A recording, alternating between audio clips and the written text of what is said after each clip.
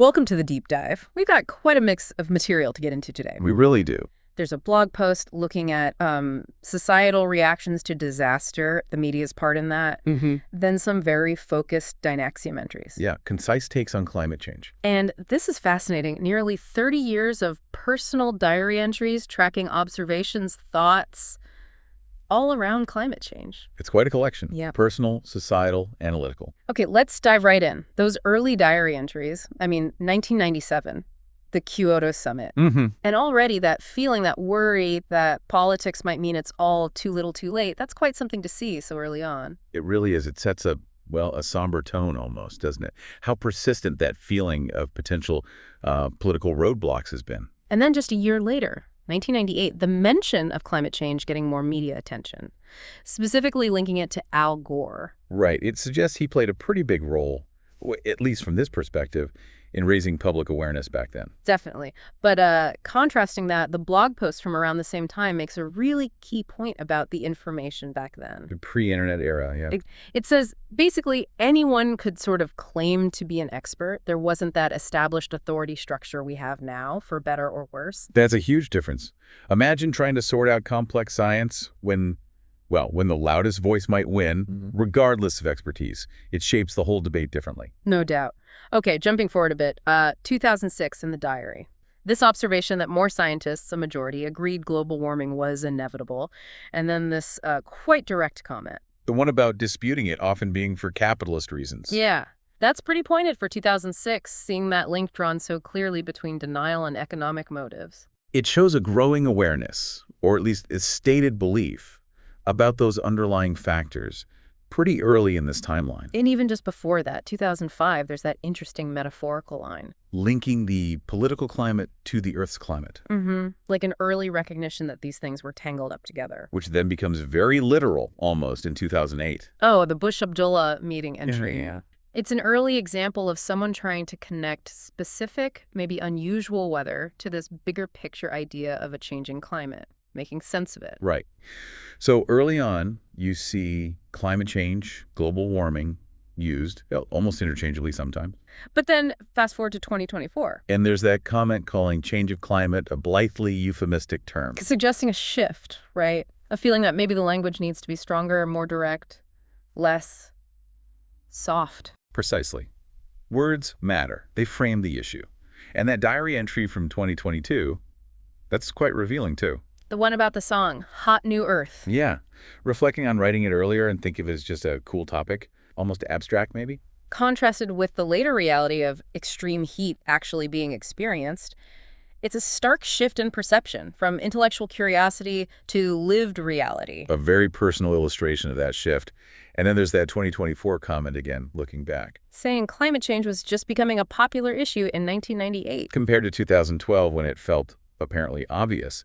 It really telescopes how quickly the sense of urgency, or at least undeniability, seemed to accelerate for some. So let's talk about those tangible effects, the manifestations documented across these years. Okay. Well, the weather events start getting explicitly linked, like Hurricane Francis in 2004. And not just the event, but the note that these were predicted to become more common. Right. And the diary mentions the whole active hurricane season that year, 2004. But then also in 2004, there's that kind of counterintuitive observation. The local cooling, attributing a cooler summer locally to the effects of global warming. Which really underscores the complexity, doesn't it? It's not just straightforward warming everywhere all the time. It messes with systems. Absolutely. It disrupts patterns, and we see more of that later. The entries mention persistent heat waves in 2024. And increased tornado outbreaks, also 2024, which is interesting because I think some earlier ideas suggested fewer tornadoes. Well, the science on tornadoes is complex, but yes, this entry notes an increase and links it. And then there's the weird winter stuff. Like snow in New Orleans and those warm Chicago winters in the 2020s. Yeah, exactly. And these get linked potentially to a distorted jet stream. That high-altitude air current. Right, steering weather systems. The idea is that a warming atmosphere, especially a rapidly warming Arctic, can make it wobble, become less stable, leading to these more extreme, stuck weather patterns. That's the connection being made. And things get really concrete, economically speaking, in the 2025 entries. Oh, yeah. The reports about drought hitting the Panama Canal. That's major. Huge implications for global trade. And also the extreme heat affecting Texas cattle ranchers. These are direct, tangible impacts on livelihoods, on critical infrastructure, not theoretical anymore. And going back a bit, 2011, that suggestion may be less obvious, linking the Arab Spring to climate change. It's a reminder of how wide-ranging the potential impacts are, not just environmental, but social, political. It can be a stress multiplier. Which brings us to the human response.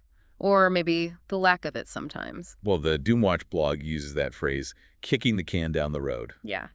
As a way to avoid dealing with climate change, seems pretty accurate for a lot of the response historically. It does. And the Dynaxiom entry, that description of climate change as a death by millions of tiny cuts. That captures it well. It's gradual, insidious almost, which maybe makes it harder to generate that immediate crisis-level response. It perhaps makes it easier to ignore day to day, which sort of echoes that point from Mike Davis's book, The Ecology of Fear, mentioned in the 1998 blog. About Los Angeles building itself into harm's way, unsustainable development. Exactly. Like a specific example of a broader pattern, maybe, of not taking environmental limits seriously enough. Yeah. Failing to act responsibly. Yeah. And the blog post also flags that idea of moral hazard. Right. Specifically around things like geoengineering solutions. The worry being that if we think there's some magic tech fix coming down the line, we won't bother doing the hard work now, like cutting emissions drastically. Yeah. That's the moral hazard. The promise of a solution reduces the incentive to act preventatively. It's a tricky balance, and you see this tension throughout the diary entries too, knowing something should be done versus actually doing it. Like that 2010 entry, it's very direct. Global warming could be happening. That's enough of a reason to be doing something, but never nothing at all. It's a simple, powerful call for action, even with uncertainty. Just do something. But translating that into effective, large-scale action, that seems to be the perennial challenge. By 2024, the diary compares tackling climate change to turning around an anti-science worldview.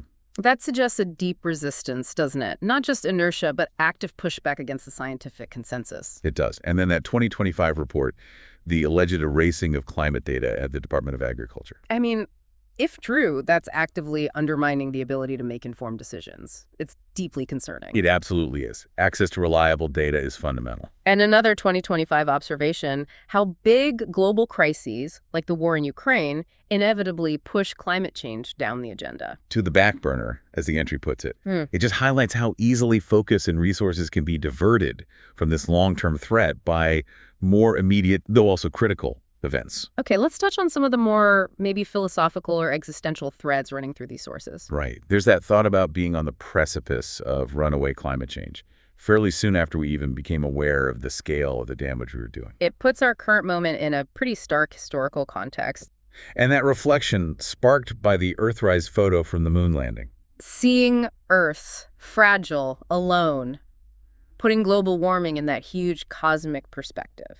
It really underscores the stakes, the uniqueness of our planet.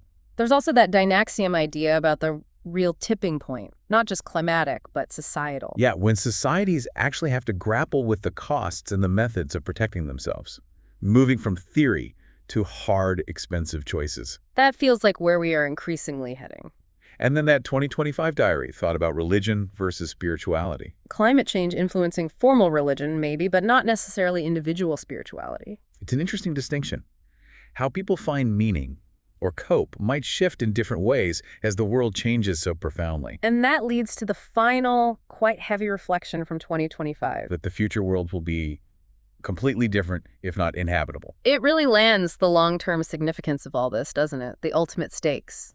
So, stepping back and looking across everything, what really stands out is this long arc of awareness. Yeah, definitely. From those early hints and worries. To a much clearer scientific picture, and now increasingly lived experience of the impacts. You see the language change, the specific events being linked. And you also see the persistent struggles, the political hurdles mentioned right back in '97, the economic factors, the challenge of maintaining focus, the danger of misinformation. Exactly. And the sheer interconnectedness.